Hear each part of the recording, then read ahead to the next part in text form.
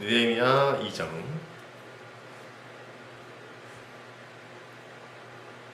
느헤미야 2장 16절 17절입니다.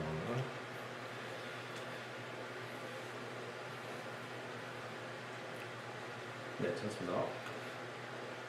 네, 읽어드리겠습니다. 하나님 말씀 들으십시오. 방백들은 내가 어디 갔었으며 무엇을 하였는지 알지 못하였고 나도 그 일을 유다 사람들에게나 제사장들에게나 귀족들에게나 방백들에게나 그 외에 일하는 자들에게 알리지 아니하다가 후에 그들에게 이르기를 우리가 당한 곤경은 너희도 보고 있는 바라. 예루살렘이 황폐하고 성문이 불탔으니 자 예루살렘 성을 건축하여 다시 수치를 당하지 말자 하고. 네, 하나님 말씀입니다. 오늘도 이제 간단하게 리뷰를 좀 해보면 애초에 이 책은 원래 하나라고 했습니다. 그래서 역대기, 에스라, 느헤미야를 하나고 원래 이제 그 역대기는 좀 차치하더라도 전통적으로 이 책은 에스라 1장부터 6장의 그 성전 재건 그리고 7장부터 10장에서 토라를 통해서 공동체를 정비하고 그리고 오늘 이제 느헤미야 1장부터 7장이 이제 성벽 재건이고 그 뒤에 장은 이제 예전에 대한 얘기란 말이에요. 13절까지. 그래서 이 구조에는 근데 반복적으로 어떤 의도가 발견된다. 그게 뭐냐면 처음에는 언약에 대한 기대가 생겼다가 그래서 방해를 받고 근데 방해 중에도 부분적으로 성취했다가 결국에는 또 실망하게 되는 그런 구조로 계속 이 반복된다고 했습니다. 그래서 느헤미야는 아마 뭐 잘 알아서 그 주일학교 다녔으면 보통 잘 아는데 느헤미야가 담긴 회고록을 중심으로 이제 기록됐단 말이에요. 이게 보면은 자기가 이제 막 옛날 이야기 쓰는 것처럼 막 이렇게 쓴단 말이에요. 성벽 재건이나 율법 회복 이 두 목적을 가지고 썼습니다. 그래서 근데 이제 현대 연구에서는 어떻게 보냐면 느헤미야가 그냥 1인치 기록뿐만 아니라 뭐 당연할 건데 후대 편집층이랑 어떤 자료들이 문학적으로 좀 구성됐을 거다 이렇게 보고 있고 이 책의 목적도 역시 그냥 단순한 어떤 종교적 개혁을 넘어서 포로 귀환 공동체의 정체성이 이제 재정립될 수 있도록 하는 그 동기랑 긴밀히 연결되어 있다. 느헤미야가 누군지 알아? 뭐 그 성벽 세운 사람이죠. 성벽 세운 사람. 성벽 세우기 전에 뭐 했어? 그 무슨 장관 아니었어요? 장관? 장관 비슷하지. 그래서 처음에 1장부터 10장 어떻게 시작하냐면 느헤미야부터 시작하는데 페르시아 왕국에 그 아닥사스다 왕이라는 사람이 있었어요. 그때 당시에는 이제 고레스 이후에 아닥사스다 왕의 술관원이었어요. 술관. 그래서 술 마시는 분이었고 그래서 이제 예루살렘의 황폐한 소식을 듣습니다. 그래서 예루살렘이 막 이제 아무도 없고 뭐 황폐하고 성벽 뭐 다 무너졌고 막 이래. 그래서 그 소식을 듣고 이제 왕한테 허락을 구하고 다시 이제 왕이 그래 그럼 네 총독으로 내가 파견해줄게. 그래서 성벽을 재건해라 이런 내용이에요. 그래서 구체적으로 좀 보면은 1장도 7장인데 뭐 다 얘기할 수는 없고 이제 간략하게 이제 하면은 1장은 처음에 이제 느헤미야가 누군지 나와. 그래서 뭐 이제 이제 페르시아에 살고 있는 그런 게 나오죠. 근데 예루살렘이 이제 황폐하다는 소식을 듣고 이제 그 이제 막 기도하고 막 통념한단 말이에요. 그래서 애초에 느헤미야라는 말 자체가 여호와가 위로했다 이런 뜻이고 이 사람 직업은 술관원이었고 그러니까 이거는 엄청 고위직. 그러니까 말하는 대로 이제 장관처럼 이제 되게 권위 있는 직업이었어요. 그래서 이제 또 아까 얘기한 것처럼 느헤미야 다 성벽 짓는 사람이에요. 그래서 그리고 심지어 이제 외경에 보면은 그러니까 우리가 이제 정경만 보잖아. 근데 외경에 보면은 성벽을 쌓고 나서 그 성문에다가 이렇게 이렇게 성벽 있잖아. 이게 성벽이 있어. 성벽을 쌓았어. 그리고 여기다가 이렇게 빗장이랑 이렇게 성문에 이렇게 달아가지고 집 같은 거 이렇게 해서 거주하기도 하고 막 그랬다는 거예요. 되게 존경받는 인물로 이제 나와요. 집회서 같은 데로. 성전이랑 또 제단 이것도 재건한 인물로 나오고 또 이제 뭐 도서관도 건립했다. 뭐 이런 얘기 나오면서 그 마카베오서 이런 거에 나오는데 뭐 우리 교도 목사님들 보면 어쨌든 그런 사람이었어요. 그래서 이제 기도하고 막 그런 고통당하는 소식을 듣고 금식하면 기도하는데 이 기도는 그래서 이제 그 본인의 그게 아니라 이제 백성 그 민족 전체의 죄를 어떤 짊어지려고 하는 그 대속적 기도다 이렇게 좀 신학적 함의가 있다고 이제 해석을 합니다. 이어지는 2장에서는 이제 느헤미야가 이제 왕한테 가서 나 이제 너무 슬퍼요 뭐 이래가지고 예루살렘 재건을 하게 해주세요 한단 말이에요. 근데 이제 흥미로운 게 뭐냐면 페르시아 이 아닥사스다 왕이 누구냐면 에스라가 성전을 건축하려고 했을 때 이거는 반국가 행위다 해서 반대했던 사람이에요. 멈추겠던 사람이에요. 근데 이런 상황을 느헤미야가 당연히 알고 있었을 거고. 근데 느헤미야가 가가지고 얘기하는 것도 신기하고 못하겠다가 못하게 한 사람한테 가가지고 얘기해. 더 신기한 건 아닥사스왕이 보내줍니다. 심지어 건축하는데 필요한 뭐 나무 뭐 이런 거 자재들도 막 주고 군대도 함께 보내줘 막. 그래서 안전하게 그 일을 수행하도록 합니다. 그래서 무슨 일이 있었는지 잘 모르지만 어쨌든 그렇습니다. 그래서 근데 예루살렘에 이제 도착을 했어 느헤미야가. 막 멀리 와가지고 도착을 했는데 새벽에 혼자 나가가지고 그 성벽이 무너진 거를 막 봐요. 둘러 새벽에 혼자 적적 보고 밤에 그걸 몰래 했어. 근데 왜 몰래 했냐면 이제 그 당시에 그 이제 어떤 정치적인 그런 압박들을 피하려고 좀 이제 되게 신중한 모습을 보여주는 어떤 내러티브인 거죠. 갑자기 이후에 지도자들을 모아가지고 야 성벽을 제거하자, 성벽을 재건하자. 사람들은 그리고 일어나서 건축하자. 이게 오늘 아까 본문 읽었던 거예요. 그래서 막 자 우리 다 같이 한번 이런 다시 재건해가지고 수치당하지 말자. 이런 얘기 하는 겁니다. 근데 이제 동시에 당연히 이런 기대가 있었죠. 기대가 있었는데 이 내러티브 특성상 당연히 방해가 있습니다. 그래서 주변 민족들, 산발락, 도비아 막 이런 사람들이 있었는데 이 사람들이 막 조롱하면서 공사를 막 방해해.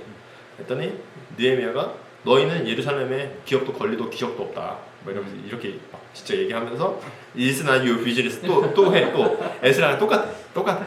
해. 그 다음에 근데 이거는 그 사람들이 이제 사실 그 사람들 입장에서는 외부인들이 와가지고 갑자기 지들이 살고 있는 땅에 뭐 성벽 짓고 군대까지 끌고 와가지고 막 이 새끼들 근데 착해요.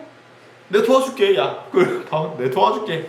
하는데 난 your business 해가지고 한 거예요. 근데 그렇게 보면은 그런데 단편적으로 보면 근데 사실은 이제 정치적으로 봤을 때 산발라시나 도미아 이런 사람들이 이제 자신의 권한 아래서 그 성전 재건 프로젝트를 수행하게 만들려고 했던 거예요. 자기 정책 휘하에 놓기 위해서 한 거예요.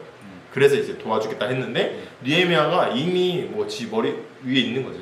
그래서 싫어 이렇게 하고 이제 4장에서 보복이 돼요. 이게 2장의 내용이고 4장에서 보복을 그 사람들이 빡쳐서 보복을 해요. 근데 이제 3장은 그 사이에 3장은 뭐냐면 이제 성벽을 누가 뭐 담당했고 뭐 누가 했고 뭐 명부가 막 쫙 나와요. 근데 여기서 보면은 제사장부터 일본 백성까지 다 참여해요. 모든 계층이. 그러니까 공동체 전체가 참여하면서 이 재건의 주체가 어떤 느헤미야처럼 이런 뭐 특정 계층이 아니라 백성 전체라는 거죠. 그래서 공동체 정체성의 이 재건을 얘기하고 있는 거예요. 그러니까 이 포로귀한 공동체한테 지금 이 느헤미야 서가 지금 당시 쓰여진 거기 때문에 이 사람들한테 이제 성전에 대해서 신앙 공동체의 그 정체성을 항상 얘기를 하잖아. 그러니까 그 의미에서 지금 이렇게 좀 동기부여를 하고 있다. 4장에서는 이제 또 이게 3장이고 4장에서는 아까 2장 했던 이 사람들 이제 빡쳐가지고 산발레 도비아 막 아라비아인 안무인 막 와가지고 막 그래 니들 한번 해보자 정치적 도전이다 해가지고 했는데 느헤미야는 어떻게 하냐면 아마 들었을 수도 있는데 반은 무장하고 반은 건축해. 뭔지 알겠어. 그러니까 반은 건축하고 반. 심지어 건축한 사람은 또 반은 무기를 들고 반으로 해. 이게 뭐야 이게 건축이 되나 나는 진짜 아무리 생각해도 포크레인도 없었을 텐데 그렇지 않나? 그리고 옆에 막 나팔수들도 있어. 막 혹시 무슨 일 생기면 불어야 되니까. 그리고 성벽을 짓습니다. 그래서 4장은 성벽 재건이 이제 어떤 단순하게 그냥 지은 느낌보다는 정치적 긴장에서 지금 군사적 긴장에서 지금 이루어지고 있는 상황을 보여주는 거예요. 그리고 이제 5장이에요. 이제 그렇게 막 진행하고 있었어. 근데 이 밖에서 열심히 일을 하니까 어떻게 안에서 문제가 발생해요. 안에서 그러니까 성벽 밖에서 이렇게 지으려 하니까 안에 문제가 있었는데 그때 상황이 어땠냐면 사람들은 막 굶주리고 있고 자녀들도 종으로 팔아야 됐어. 다른 민족한테. 그래서 뭐 농지, 포도원 이런 것들도 다 빚으로 넘어가 있는 상황이고. 근데 이런 사람들을 대상으로 또 귀족들이랑 관원들이 또 심지어 고리대금이나 착취를 합니다. 그래서 이제 사회적 구리가 이제 그 내적에 골마 있는 거야. 그러니까 외적인 걸 지으면 뭐해? 그 내적으로 완전 골마 있어. 그래서 느헤미야가 총독으로 왔기 때문에 페르시아 총독으로 왔기 때문에 즉각적으로 이자 징수 금지. 압수한 재산 다 원상복구. 그러면서 막 그리고 심지어 백성들 앞에서 그걸 서약하게 해가지고 빼도 박도 못하게 한단 말이야. 그렇게 해서 개혁을 엄청 제도적으로 딱 고정시켜버려. 그래서 근데 사람들이 그럴 거 아니야. 이 총독이면 다야. 원래 우리 이렇게 살았는데. 맞아. 지도 다 해볼 거면서 막 이렇게 할 거란 말이야. 근데 놀랍게도 느헤미야 자신이 총독인데도 식량세나 이런 거를 전혀 받지 않았고 그리고 성경에 써 있어. 그러니까 안 받았어 돈을. 그런 문제가 생겨요. 그리고 그 사람이 어떻게 얘기하냐면 내가 이렇게 받으면 백성들이 더 고육을 겪을 거기 때문에 받지 않는다 이렇게 막 써 있거든요. 그러니까 되게 보면은 그 외경에서 아까 얘기했던 것처럼 엄청 존경받는 인물이었을 것 같아요. 약간 우리나라 뭐 약간 세종 막 이렇게 넘사벽 그런 왕 있잖아. 물론 이제 뭐 그런 건 아니겠지만 하여튼 그래서 이제 5장을 통해서는 이제 외적인 성벽 제거만큼이나 중요한 내적인 성전, 그러니까 정의와 사랑에 대한 회복을 이제 말하고 있는 거죠. 이제 저희 7장까지인데 이제 6장에 보면은 이제 성벽이 거의 다 끝났어요. 이제 거의 다 완성됐을 때 적대 세력이 이제 더 이제 어떻게 교묘하게 무장 투쟁했는데 안 되니까 이제 문화 이렇게 해가지고 이제 막 근데 아니 뭐 문화는 아니고 어쨌든 평지로 막 어디 잠깐 불러내면 암살 시도도 하고요. 그리고 또 내부 스파이도 보내가지고 느헤미야를 성전으로 도망치게끔 하거든. 근데 이게 걸려. 왜냐면 얘는 평신도야. 그러니까 술 맡은 관원장이기 때문에 그냥 장로님이에요. 그러니까 방해장실에 들어가면 안 되지. 예를 들면 이런 것 때문에 이제 율법을 위반하게 해요. 그리고 그걸 가지고 또 거짓 예언자들을 또 꼬셔가지고 방해자들이 느헤미야 뭐 어쩌고 그런 거다. 막 이렇게 된 거예요. 완전히 다르요. 근데 느헤미야가 생각보다 엄청 치밀한 사람이에요. 애초에 술관원이라는 게 이게 쉬운 게 아니란 거예요. 그러니까 왕과 왕비한테 바쳐지는 술을 그냥 시음하는 정도로 우리가 좀 파악할 수 있는데 그게 아니라 보니까 책에 보니까 왕이나 왕비의 어떤 말벗의 역할이었고 친구, 가장 옆에 있는 친구고 비서고 심지어 상담까지. 그러니까 상담을 하면 뭐 정치, 경제, 군사, 뭐 문화 다 그 심지어 페르시아의 그 술관원이었기 때문에 당대 패권을 잡은 그 거기서 최고 그 지혜자였던 거죠. 그러니까 거기서 살아남았어. 그리고 왕한테 신뢰를 얼마나 받았으면 아닥사스다 왕이 막 군대까지 보내면서 했겠어. 그러니까 느헤미야는 그 상대가 뭐 스파이를 보내는 뭐 예언자 하나 알고 있었어. 이미 당연하게도 다 이 모든 함정을 간파하고 전혀 물러서지 않고 결국 성벽을 딱 완성합니다. 그래서 이제 그 성취가 이루어지죠. 기대를 해서 방해를 받지만 결국에 성벽이 완성됩니다. 심지어 52일 만에 완성이 됩니다. 52일 만에 어떻게 한 손으로 해가지고 했는지는 약간 내 생각에 약간 뭐 그러긴 한데 아마 뭐 그러진 않았을 거다. 어쨌든 그래서 오늘 살펴볼 이제 마지막 7장은 뭐냐면 이제 완성이 됐어. 완성이 되고 나서 느헤미야는 이제 성문을 지키고 성 안에 이제 정비하려고 뭐 이제 군사적으로 지키면서 정비하면서 막 문지기, 뭐 노래하는 사람, 레위인 이런 이제 임명을 해. 그러니까 다시 재정비를 하는 거예요. 그리고 에스라 귀환 때 왔던 사람들의 명단을 다시 확인해. 그래서 누가 진짜 이 공동체의 구성원인가 이런 거를 이제 재확인한단 말이야. 그러니까 이건 어떻게 보면은 이거는 이제 그냥 단순하게 그냥 행정적인 절차가 아니었고 이제 다음 주에 볼 이제 그건데 이제 말씀 사경회를 할 거거든요. 그리고 이제 언약 갱신을 이제 기초를 이제 언약 갱신을 할 거란 말이야. 그러니까 그거에 대한 전제가 이제 여기서 이제 막 이름도 확인하고 뭐 이런 거 한 거예요. 그래서 한편으로는 이제 그런 거죠. 자기 편도 한편으로 더 딱 그렇게 안과 밖을 딱 정확히 나누려고 했던 것처럼 보여요. 내가 봤을 때. 그러니까 하여튼 느헤미야는 정리하면은 느헤미야는 이제 주변 민족들의 방해, 뭐 정치적 위협 이런 거 있었지만 무장 경계 체제를 가지고 이제 52일 만에 성벽을 완성하고. 그런데 이제 전통적 관점에서 이 성벽 재건이 이제 하나님의 어떤 뭐 시온을 다시 일으키는 어떤 언약의 성취고 성전 중심 공동체 재건의 필수 전제로 이해됐는데 에스라 때 얘기했던 것처럼 에스라가 율법의 정신을 잘 몰랐던 것 같다고 얘기했잖아요. 그런 것처럼 이것도 예언자들의 비전을 고려해보면 사실 이상해요. 왜냐면 제2이사야나 스가랴 이런 데 보면은 그 시온의 마지막 때는 성벽도 없어요. 성벽도 없어. 모든 민족이 시온으로 모여서 예배하는 보편주의적인 어떤 비전을 제시한단 말이에요. 스가랴 2장 5절에는 내가 불로 둘러싼 성곽이 되며 그 가운데에 영광이 되리라. 그러니까 여기서 나는 여호와야. 이게 뭐냐면 여호와께서 나에게 말씀하시기를 내가 불로 둘러싼 성곽이 되며 그러니까 내가 불로 둘러싼 성곽이 되는 그러니까 여호와가 성곽이 되는 거야. 하나님께서 보호하시는 거야. 아예 그러니까 물리적 성벽을 초월하는 어떤 하나님의 보호를 강조하는 건데 느헤미야는 지가 했어. 성벽 쌓고 무장해가지고 공동체 경계에 딱 만들고 외부 영향 차단하고 내부 질서 재편하고 뭐 이랬단 말이야. 그러니까 어떻게 보면은 이 현실적 정책이 예언자적 비전과는 사실 충돌하는 느낌이 보인단 말이야. 그래서 근데 요새는 현대 학계에서는 어떻게 보냐, 이거를 그냥 다른 그 비전이 아니라 그 다른 시대였기 때문에 그때 당시에 이렇게 할 수밖에 없었다는 거죠.